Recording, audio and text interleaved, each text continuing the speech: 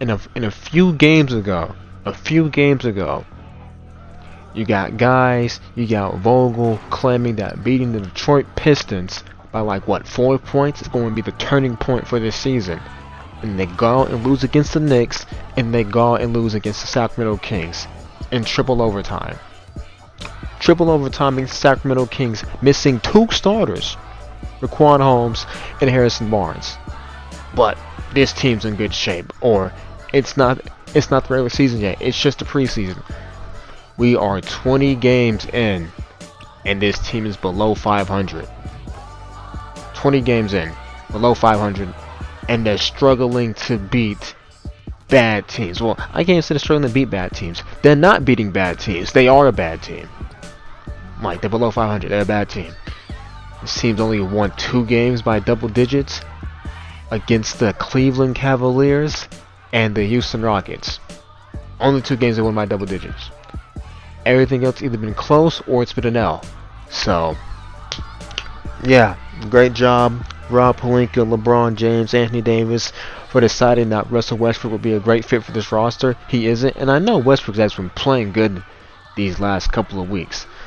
But I honestly don't care because they're not translating the wins. Like, he had a triple double tonight. I believe he was like 22, 10, and 10. But they didn't win against a Sacramento Kings team without 2 starters. And then apparently, Anthony Davis and LeBron James think they are the Splash Brothers because they decided to combine for 18 threes tonight. LeBron only made 2 of them. But yeah, 2 for 18 with LeBron and AD. I don't know why the hell they're taking 18 threes. I really don't. Honestly, that number should only be 8. 2 for AD, and the other 6 for LeBron. But 18?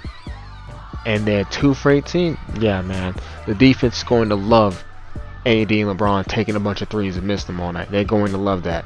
And let's talk about the god-awful offense in this game. Because you're going to be like, well, they scored 140 points. I believe, well, they almost scored 140 points. Well, both teams scored almost 140 points, so the offense couldn't be that bad. Nah, it was bad. Because you have Anthony Davis and LeBron James down the stretch in the game, later in the 4th quarter, later in the first overtime, the second, and you know what they're doing? They're just getting the ball, holding it for 20 seconds, they throw up a shot, they brick, and we go in the next overtime period. And while Buddy Hield was pretty bad to start off this game, he caught fire later on, and the Kings are able to win the game. De'Aaron Fox scores, well, I believe 32 points tonight, which isn't surprising at all because this team cannot guard the perimeter at all. They cannot. Tyrese Halliburton had 16 points, I believe, with like 6 rebounds, 6 assists. So, yeah, they can't guard any wings or any guards at all. And it doesn't surprise me that Buddy Hield, Tyrese Halliburton, and De'Aaron Fox all score like 16 plus points. This team can't play any perimeter defense.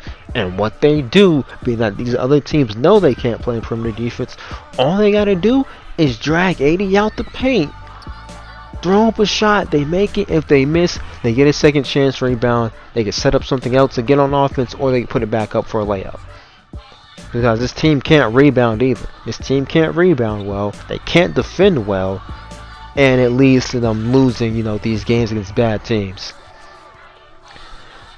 Yeah, I honestly don't know what to say. Like, this is a bad team. The Lakers are a bad team at this current point, and it's because this roster construction just isn't a good one.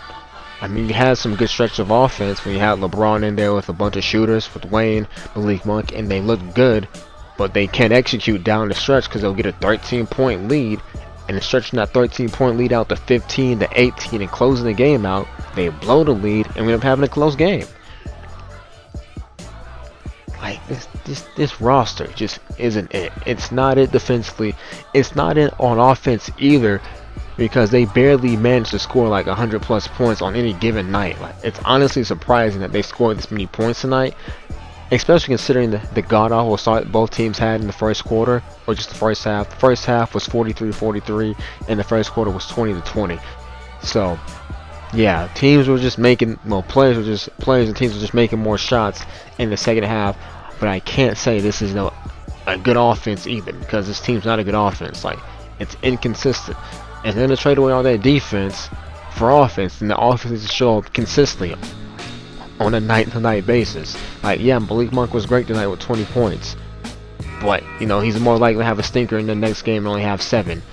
And while Wayne Ellington was good, well, he made a couple of shots, but while he was good in Indiana, again, he'll have stretches of him not making any shots at all. So like, I honestly don't know what to do with this team.